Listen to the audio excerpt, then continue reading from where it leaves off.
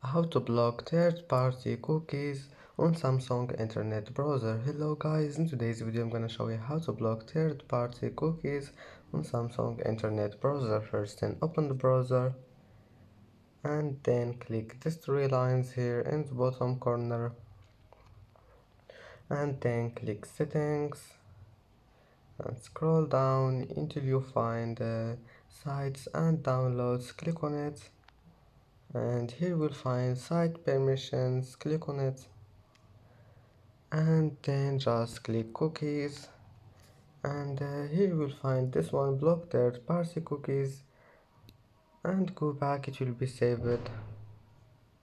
And that's it for today's video.